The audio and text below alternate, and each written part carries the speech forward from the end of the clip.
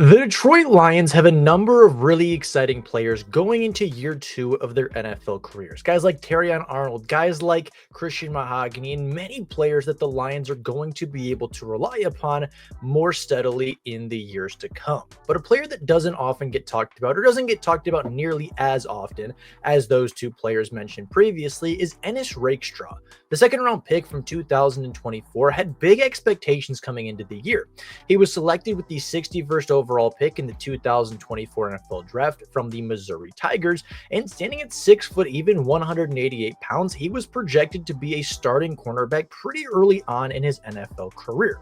Now, Ennis Rakestraw had a great preseason, was ready to start as early as week 2 of his NFL career, and then suffered a hamstring injury. And then he came back, and then he suffered another injury, and then he came back and suffered another minor injury. And over the season, he was available and then not available, and those minor injuries continued to add up and really cost him what could have been a really strong rookie season from the second round selection.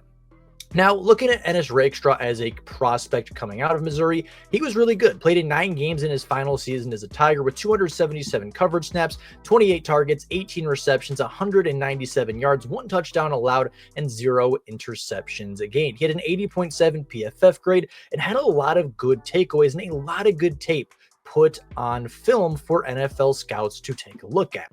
He was versatile at Missouri. He played 337 snaps at boundary cornerback. He played 104 snaps at slot cornerback, as well as 20 snaps as a box safety, 2 snaps as a deep safety, and 2 snaps on the defensive line. He's a player that can do just about anything for your defense that a secondary member could be asked of. He can blitz really well. He can tackle very well. He can set an edge on a run play. He can shed a tackle and make a big one for loss if it is needed from the slot. He can go toe-to-toe with anybody on the boundary. He can start in the deep safety position and cover ground from there. He is a versatile piece, and Brad Holmes and Dan Campbell saw that piece as somebody who can contribute in the Detroit Lions secondary. His draft profile was good. With a second-round grade, it was said that he was a highly competitive and tough player. He was tough. He was physical. He was a press man corner that could adjust to NFL physicality really well from the tape that he displayed at LSU. He had great body control, was phenomenal at finding the football in the air, high pointing the ball, and making sure the receiver wasn't able to get a hand on it, even if Ennis himself didn't always come away with the football. He was a player that had well-timed hands for punching the football away, was strong in run support, and really had a lot of positive things going for him. Now, he was far from a perfect prospect. Obviously, if he was, he would have been drafted higher than 61. The injury concerns were there. He missed a big chunk of his career due to an ACL tear in 2021, as well as missing several games in his final season of 2023, playing just 9 of the possible 14 games the Tigers played in that season. He had injury concerns and he had production concerns. Looking at his tape and really looking at his statistics, the two don't seem to really match up. Ennis Rakestraw is a player that was a force in the SEC. He wasn't targeted very often. However, he didn't come away with many interceptions. The only interception he did come away with was a week 1 blowout against a Division II school where he jumped a screen pass, tipped it to himself, and was able to grab it before hitting the ground. And other than that, he didn't have a lot of production. He didn't have a lot of passes defended. He didn't have a lot of interceptions. He didn't have a lot of production that some of the other cornerbacks did, right? Guys like Terrion Arnold had 5, 6 interceptions in a season. Even Quinyon Mitchell came away with 3 in his final year at Toledo. Ennis Rakestraw was never the productive type. He was more of the Richard Sherman, the lockdown, the don't target that person on the boundary. And because of that, statistically, he really suffered in his time with college football. Coming into 2024, he had a really good first impression to Lions fans. Week 1 of the preseason versus the New York Giants, he played the entirety of the first half, 29 coverage snaps in which he was targeted 3 times, allowed 1 reception on a crossing route for 1 reception and 0 yards. He tackled them right at the line of scrimmage, minimized the gain, and got the Detroit Lions off the field when it was a big moment in that game and at the time. Ennis Rakestraw left that game with a great PFF grade, a great from everybody in that game, and most people coming away saying that is a future Pro Bowl cornerback. That is a guy that can play a long time in this league. He was physical, he had great technique, he was feisty, he was aggressive, he got his hands on the football, had a pass defended, didn't allow a single yard, was targeted 3 times, gave up a reception, but didn't give up a single yard on the day. And everybody came away looking at that saying that is a future starting cornerback. That is a future star in this NFL. And he then took a back seat. He didn't play a lot for the rest of the preseason games. I think the Lions got what they needed to from the evaluation in that Giants game, and they let him take a back seat. He played a lot with kind of the mixture of the starters and the second string players throughout the rest of training camp. He went into the NFL season, played a little bit in week 1 for the Detroit Lions in their victory versus the Rams, most of which was on special teams, and then went into week 2.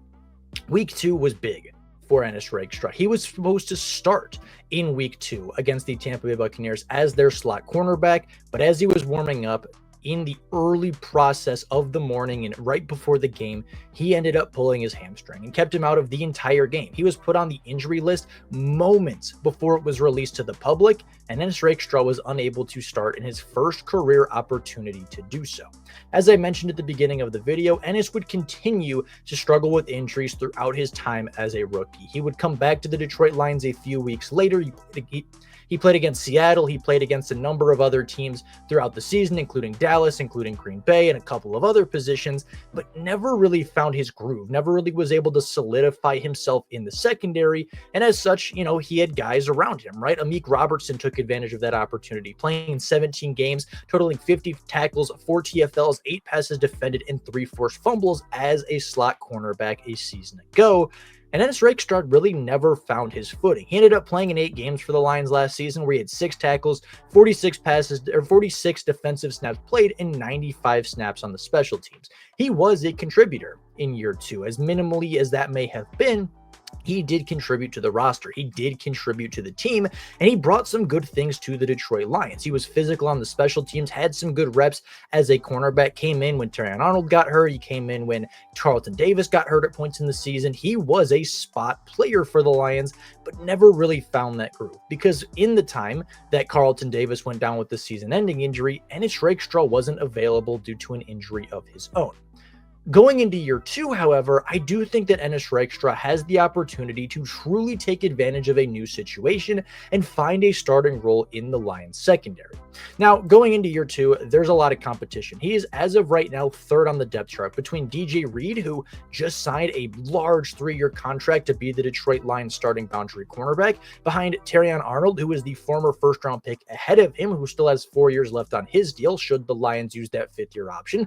Then you have Ennis Rakestraw, the second-round pick from 2 seasons ago, who played, again, good football when on the field, but hasn't shown the ability to stay on the field. You have Amik Robertson, the free agent from last year, who played very well in the slot, and then you have Avonte Maddox, who is the free agent acquisition from this past offseason. Taking a look at his role for next year, it was pretty obvious that new defensive coordinator Kelvin Shepard was trying to make Ennis Rakestraw focus on one position. Instead of splitting time between a slot cornerback and a nickelback and, the boundary, he wants Ennis Rakestraw to focus on just one area, that being boundary cornerback for the Detroit Lions, and be competition, be quality depth, and be a player that when his time is called, when his number is called from the bench and they are asking him to step up in big moments, be ready for that moment. That is the message that Kelvin Shepard gave to Ennis Rakestraw this offseason, that he may not be a starter this year, but when his time is ready, because he will get called upon, be ready to make a play. Be ready for NFL game action, because he is going to find that action whether he is ready or not. Taking a look at playing time from last season, Terrion Arnold led the team in cornerback snaps with 948, played in just about every single game with the exception of the end of that Week 18 game versus Minnesota. You then take a look at Carlton Davis, who last year played 697 snaps as the cornerback across from Terrion Arnold. Amik Robertson from the inside played 629 snaps as a nickel cornerback. Kendall Vildor came in relief for 224 snaps as a boundary cornerback. Khalil Dorsey played 73 snaps before injuring himself versus the Buffalo Bills. Ennis Rakestraw, of course, played 46. And then there were other players like Ifeatu Melifonwu to rotate in at cornerback, as well as a couple of other guys like Brian Branch in the nickel. But overall, there was a lot of rotation at the cornerback position. Some of that was due to injury. Some of that was just due to natural rotation and wanting other guys to see some time. It was due to other guys needing breathers, some players needing just a couple plays off for Ennis Rakestraw to rotate. And I think that's where it's going to be.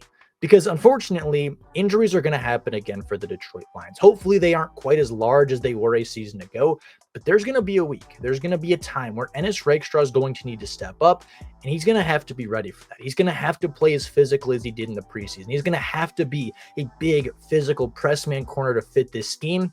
And based off what we saw last year in the preseason, based off some of the plays that he made last year, he did get beat a few times once, especially in Green Bay. But I think he has a lot of tools to succeed in the NFL. And if I were to place a bet on it, I would think in a couple years, Ennis Rakestraw will be a starting player, whether that be in the nickel after Amik Robertson is gone, whether that be winning a spot on the boundary, even over a guy like Terrion Arnold, who had a good rookie season in that Lions secondary. Ennis Rakestraw is a competitor. And if he is healthy, I see the Detroit Lions keeping him around for quite a long time. And if he gets the opportunity, I expect a very big year from number 15. But with that being said, thank you all so much for watching. Let me know down in the comments below your opinions on Ennis Rakestraw and what you think of him as a prospect. I'd love to hear you guys' opinions, love to hear what you guys have to say. But with all that being said, thank you all so much for watching. And until next time, and as always, go Lions.